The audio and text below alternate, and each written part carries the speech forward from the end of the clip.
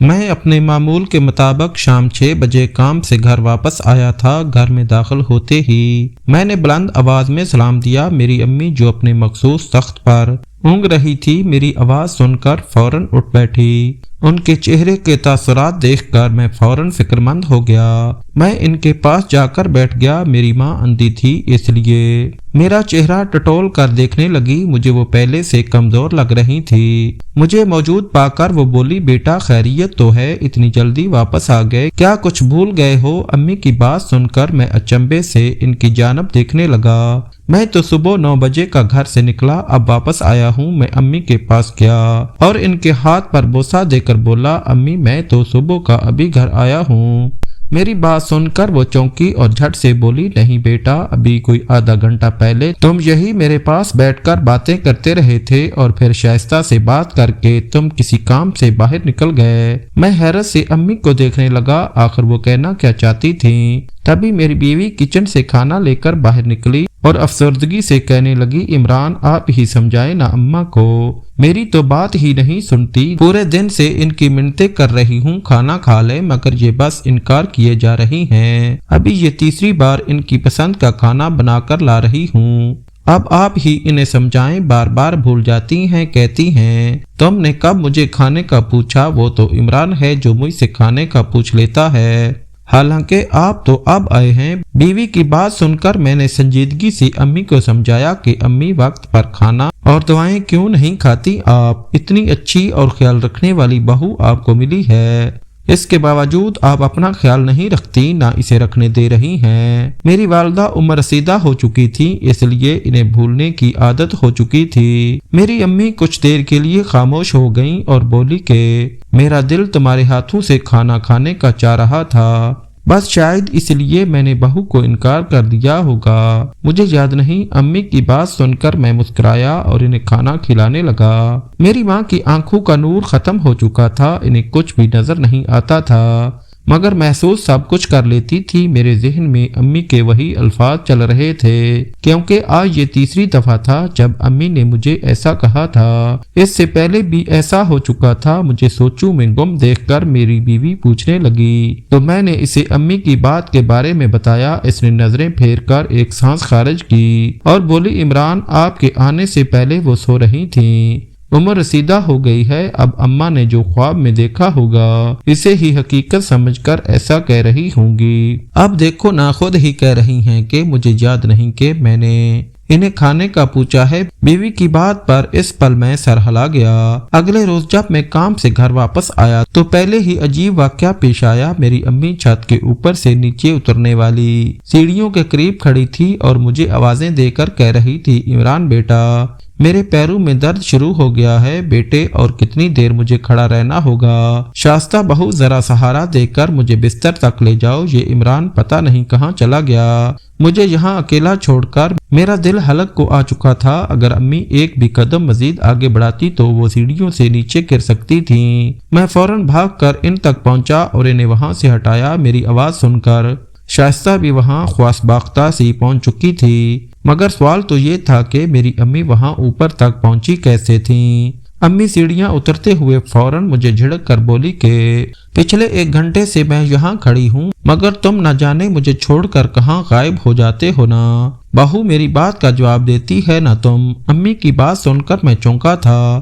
میں نے امی کو پھر سے یقین دلایا کہ میں ابھی آفت سے واپس آیا ہوں، مگر امی کا اندازہ دیکھ کر مجھے سچ میں فکر ہونے لگی تھی۔ ایک میری والدہ کی بینائی ختم ہو چکی تھی اور دوسرا ان کی بھولنے کی بیماری سے مجھے یہ ڈر لاحق ہونے لگا کہ کہیں وہ کسی دن سیڑھیوں سے ہی نہ گر جائیں۔ میرے تاثرات دیکھ کر میری بیوی بھی پریشان ہو گئی۔ وہ میری امی کو ان کے کمرے میں چھوڑنے چلی گئی اور ان سے کہنے لگی، اماں جی میں تو آپ کو آپ کے کمرے میں بٹھا کر نہانے گئی تھی، آپ اوپر کیسے پہنچ گئی مجھے یہ سمجھ نہیں آتا۔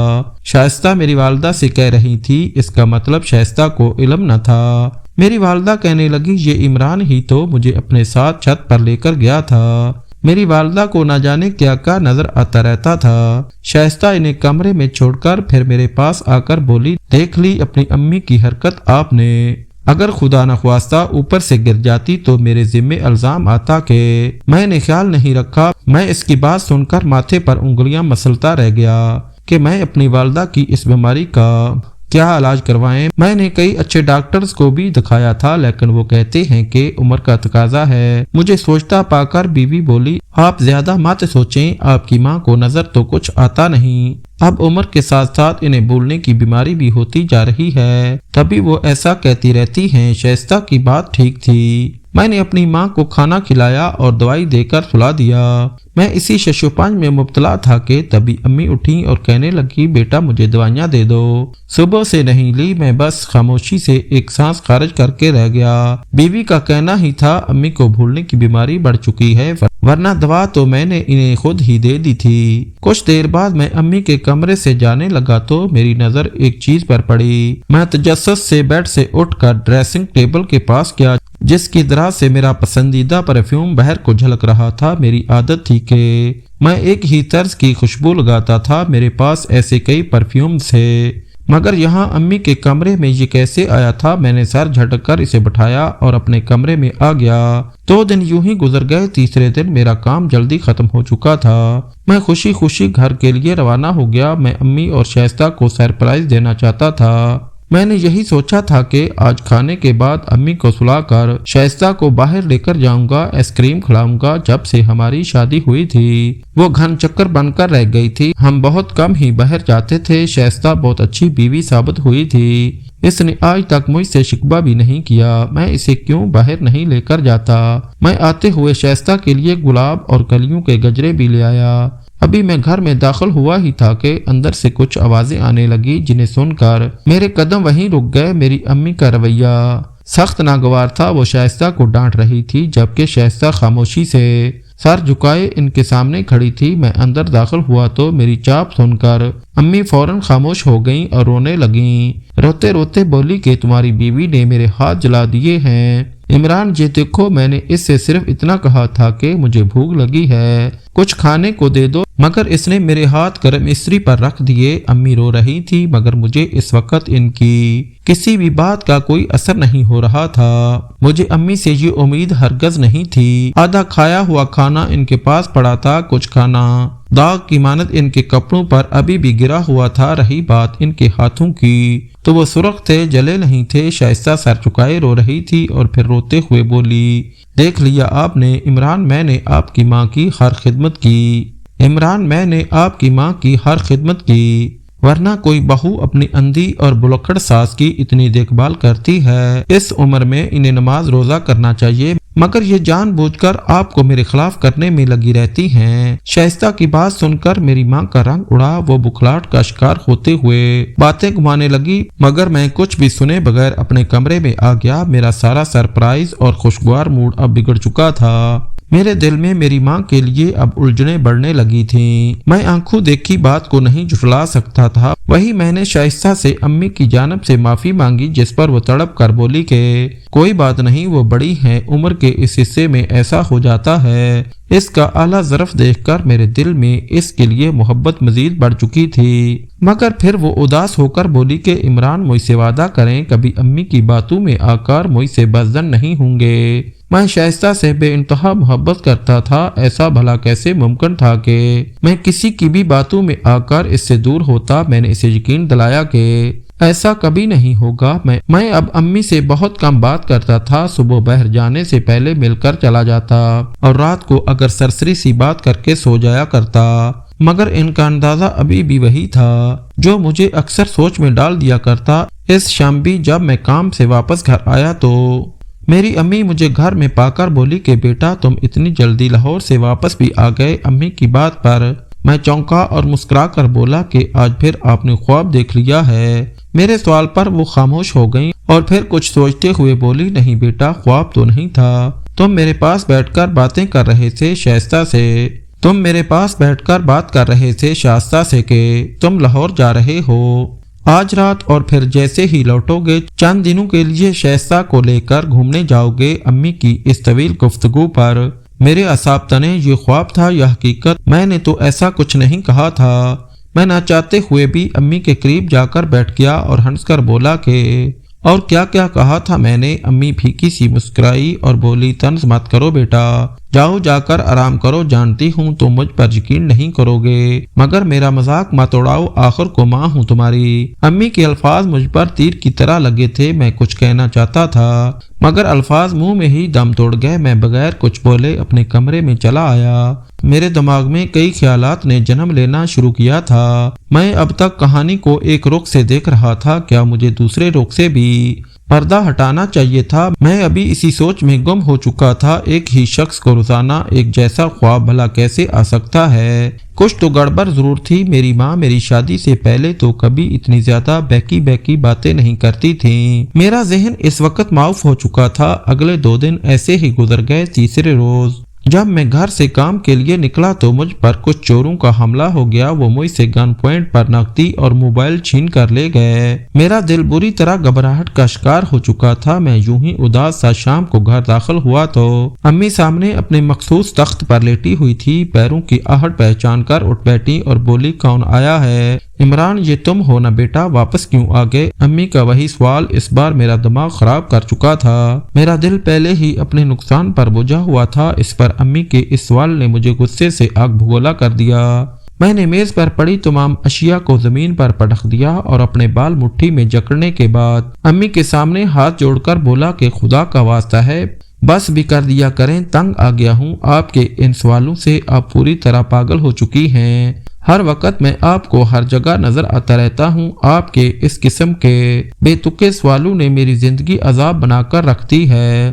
المختصر اس لمحے میرے منہ میں جو آیا میں بولتا چلا گیا۔ امی شستر سی بیٹھی رہ گئیں، آنن فانن شائستہ وہاں پہنچ گئی، مجھے اس قدر غصے میں دیکھ کر کہنے لگی آپ کیوں اس لہجے میں امی سے بات کر رہے ہیں؟ جانتے تو ہیں کہ وہ بوڑھی ہو چکی ہیں، ان کا کیا قصور ہے؟ میں نے کہا میں تنگ آ گیا ہوں ان کے بے تکے سے سوالوں سے۔ شائستہ مجھے اپنے کمرے میں لے آئی، میرے یوں چلانے سے میرا سانس بری طرح سے پھول رہا تھا۔ کمرے میں آ کر میں لمبے لمبے سانس لینے لگا۔ بات آئی گئی ہو گئی، ایک بار میں گھر میں داخل ہوا تو میری والدہ مجھے دیکھ کر اس بار کچھ نہیں بولی، شاید میرے کل والے رویے پر۔ میں نے پہلی بار امی سے اس لہجے میں بات کی تھی، مجھے اپنی غلطی کا احساس ہوا تو میں ان سے معذرت کرنے لگا۔ انہوں نے اپنے دوپٹے کے پلو سے اپنی آنکھوں میں آنے والے جمع شدہ پانی صاف کیا، کہنے لگی کوئی بات نہیں، تمہیں اپنی غلطی کا احساس ہو گیا ہے، اچھی بات ہے۔ میرے دل کو عجیب سی بے چینی نے جکڑ لیا۔ میں نے آس پاس نظریں دوڑائیں، میری بیوی کہاں تھی؟ کچن بھی خالی تھا۔ میں نے اسے کئی آوازیں دیں مگر اس کا جواب نہ آیا، مجھے حیرانگی ہوئی تھی۔ تبھی امی دیواروں کا سہارا لیتی میرے کمرے تک پہنچی اور بولی کہ بیٹا شائستہ تو اپنے میکے چلی گئی ہے، بھول گئے کیا؟ کچھ دیر پہلے تم خود ہی تو اسے لینے آئے تھے۔ امی کے الفاظ مجھ پر کسی بم کی طرح گرے تھے۔ میں دنگ سا امی کو دیکھنے لگا۔ میرا موبائل فون بھی چوری ہو چکا تھا، ورنہ فون کر کے شائستہ سے پوچھ لیتا کہ وہ میکے جانے سے پہلے مجھ سے اجازت کیوں نہیں لے کر گئی۔ میں نے گھر میں موجود دوسرے موبائل سے شائستہ کو کال ملائی، جسے کچھ دیر بعد شائستہ نے اٹھایا۔ میں نے اس سے میکے جانے کی وجہ پوچھی تو وہ بولی کہ اس کی امی کی طبیعت شدید خراب تھی، اس لیے وہ فوراً اپنے میکے چلی گئی، اب 2-3 دن وہی رہے گی۔ اس کے رہنے سے مجھے کوئی اعتراض نہ تھا مگر امی کی کچھ باتیں میرے دماغ میں گردش کرنے لگیں۔ کچھ دن پہلے انہوں نے جو کہا تھا وہ آج سچ ہوا تھا، کیا یہ اتفاق تھا یا اس میں کچھ حقیقت بھی تھی؟ میں سمجھ نہ سکا، میرے دل پر پتھر پڑ چکے تھے۔ میں نے مزید کچھ سوچنا ترک کیا اور خاموشی سے اپنے بستر پر سو گیا، یہ سوچے بغیر کہ میں تو باہر سے کھانا کھایا ہوں مگر میری ماں ابھی بھی بھوکی ہی تھی۔ 2 دن یوں ہی گزر گئے۔ آج شائستہ نے میکے سے واپس آنا تھا، میں خوش تھا مگر اس بات سے انجان کہ آج کا دن میری زندگی کا بدترین دن ہونے والا ہے۔ میں آج کام سے آدھی چھٹی لے کر گھر آ رہا تھا، ابھی میری گاڑی گھر سے کچھ دوری پر تھی کہ جو منظر میری آنکھوں میں آیا، اسے دیکھ کر میرا لہو گویا رگوں میں ہی جمنے لگا تھا۔ میری بیوی شائستہ کسی لڑکے کے ساتھ گاڑی سے اتری تھی اور اب وہ دونوں گھر کے اندر جا رہے تھے۔ میرا دماغ بالکل سن ہو چکا تھا، یہ لڑکا نہ اس کا بھائی تھا نہ ہی کوئی رشتہ دار۔ میں بامشکل خود کو سنبھالتا خاموشی سے گھر کے ادھ کھلے دروازے سے اندر کا منظر دیکھا تو تبھی ایک اور دھچکا میرا منتظر تھا۔ میری ماں کسی سے باتیں کر رہی تھی اور وہ شخص خوب ہو میری ہی آواز میں ان سے بات کر رہا تھا۔ میں ہکا بکا وہی خاموش کھڑا سب سن رہا تھا۔ میری ماں اس سے پانی مانگ رہی تھی، وہ نیم بہوشی کی حالت میں لیٹی تھی۔ تبھی شائستہ آگے بڑھی اور اس نے پانی سے بھرا گلاس دھارے بناتے ہوئے میری ماں کی آنکھوں میں انڈیلنا شروع کر دیا اور پھر خباثت سے مسکرا کر بولی، پتہ نہیں کب مرے گی، یہ کباب میں ہڈی شکر ہے اندھی ہے، ورنہ کب کی راز فاش کر چکی ہوتی۔ بیوی کی اس سرگوشی پر وہ شخص ہنسا تھا، میرا دل تو گویا دھڑکنا ہی بھول چکا تھا۔ میری بیوی اس غیر شناسا شخص کے ہاتھوں میں ہاتھ ڈالے کھڑی مسکرا رہی تھی۔ میرے دماغ میں آندیاں چل رہی تھی، میری بیوی مجھے اتنا بڑا دھوکہ کیسے دے سکتی تھی؟ میں نے کبھی بھی نہیں سوچا تھا۔ میں فوراً آگے بڑھا، گھر میں داخل ہوا اور اس شخص کو گریبان سے پکڑ کر مارنے لگا۔ شائستہ مجھے وہاں دیکھ کر بکھلا کے پیچھے ہٹی، جبکہ میری ماں نیم بہوشی میں شور سن کر رونے لگی۔ میں نے اس شخص کو مار کر وہی پٹخا اور پھر شائستہ کی جانب متوجہ ہوا جو ایک کونے میں سہمی کھڑی تھی۔ میری آنکھوں میں غم و غصے سے آنسو آ چکے تھے۔ مجھے وہاں سے دھوکہ ملا تھا جہاں سے مجھے امید ہی نہ تھی۔ وہ خوف سے میرے پیروں میں گر کر معافی مانگنے لگی۔ وہ روتے ہوئے بولی، مجھے معاف کر دو، اس میں میرا کوئی قصور نہیں، یہ لڑکا مجھے ورغلا رہا تھا، میں صرف تم سے محبت کرتی ہوں۔ اس کی ایسی باتیں ابھی جاری تھی کہ وہ لڑکا جھٹ سے بولا، جھوٹی لڑکی، نہ شوہر سے وفا کی، نہ میری محبت کا پاس رکھا، بتا کیوں نہیں دیتی؟ تم شادی سے پہلے ہی مجھے پسند کرتی تھی اور میں روزانہ تم سے ملنے جہاں آتا تھا، کتنی آسانی سے سارا کیچڑ مجھ پر اچھال کر خود سائڈ پر ہو رہی ہو۔ اس لڑکے کی مزید باتیں اگر سنتا تو شاید میرا دل پھٹ جاتا، میں اس کی جانب بڑھتا۔ اس سے پہلے ہی وہ وہاں سے خود کو چھڑوا کر بھاگ نکلا تھا۔ زرد چہرہ لیجیے، شائستہ مجھے دیکھ کر رو رہی تھی۔ مجھے ایک پل میں اس سے گھن آنے لگی تھی، میں نہ چاہتے ہوئے بھی آنسو نہ روک سکا۔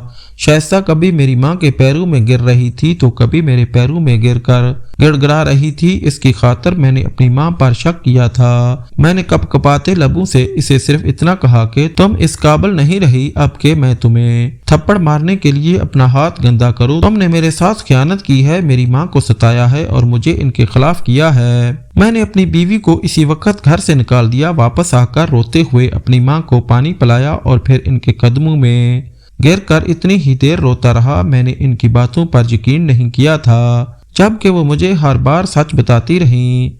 امی نے مجھے اپنے قریب بٹھایا اور میرے آنسو پونچھتے ہوئے بولی، بیٹا میں تو تمہارا گھر بچانے کے لیے کتنے عرصے سے خاموش تھی۔ تمہاری بیوی نہ مجھے وقت پر کھانا دیتی تھی اور نہ ہی دوا، پتہ نہیں وہ کون سی گولی مجھے زبردستی کھلاتی تھی، جس کے بعد مجھے لگتا میرا سر ہواؤں میں گھوم رہا ہے۔ میں بہکی بہکی باتیں کرنے لگتی تھی، لیکن وہ باتیں ہوتی سچ تھیں۔ وہ مجھے بتانے لگی کہ شگفتہ انہیں پورا دن بھوکا رکھتی تھی، مگر ہاں تمہارے آنے سے پہلے میرے سامنے کھانا ضرور رکھ دیا کرتی تھی تاکہ تمہیں شک نہ ہو۔ وہ شخص آوازیں نکالنے میں ماہر تھا، اس لیے میری آواز میری ماں کے سامنے نکال کر ان سے باتیں کرتا تھا۔ میری بیوی کے ساتھ بھی ہر قسم کے تعلقات قائم کر چکا تھا۔ میری ماں کو نیند کی دوا میری بیوی زبردستی کھلاتی تھی، میری ماں کا ہاتھ بھی اس نے جلایا تھا، لیکن اتنا نہیں کہ مجھے اس پر شک ہوتا۔ میری ماں رو رو کر ہر بات مجھے بتاتی رہی، پھر کہنے لگی، جانتے ہو بیٹے، مجھے تکلیف اس کے رویے سے نہیں تمہاری بدسلوکی سے ہوتی تھی۔ وہ تو پرائی تھی مگر تم تو میرے بیٹے تھے، پھر بھی میرا دل دکھاتے رہے۔ امی کے نرمی سے بولے گئے یہ الفاظ میرا وجود جھنجھوڑ چکے تھے۔ میں دھاڑے مار مار کر رونے لگا اور ان سے معافی مانگنے لگا۔ وہ مجھے پھر سے سینے سے لگا گئیں۔ چند دنوں میں ہی میں نے شائستہ کو طلاق لے کر اس سے ہر رشتہ ختم کر دیا اور اپنی امی کی دیکھ بھال کے لیے ایک نرس کو رکھ لیا۔ شائستہ سے بچھڑے مجھے کئی سال بیت چکے ہیں۔ امی کا کہنا ہے میں شادی کر لوں، مگر میرا دل کسی طور نہیں مانتا۔ میں نہیں چاہتا کہ ایک بار پھر میرے یا میری ماں کے ساتھ وہی کچھ ہو جو ماضی میں ہوا۔ اعتبار جب ختم ہو جائے تو وہ صرف ایک شخص سے نہیں بلکہ دنیا میں موجود سبھی لوگوں سے ختم ہو جاتا ہے۔ میرا اور ذات پر یقین ہی اٹھ چکا تھا۔ خواہش صرف اتنی ہے کہ کچھ الفاظ لکھوں جس سے کوئی گمراہی کے راستے پہ جاتے جاتے رک جائے، اور نہ بھی رکے تو سوچ میں ضرور پڑ جائے۔ محترم ناظرین، امید کرتے ہیں کہ ہماری آج کی ویڈیو آپ کو پسند آئی ہوگی۔ اس ویڈیو کو لائک کریں، شیئر کریں اپنے دوستوں کے ساتھ۔ مجھے اگلی ویڈیو تک اجازت دیں۔ اللہ حافظ۔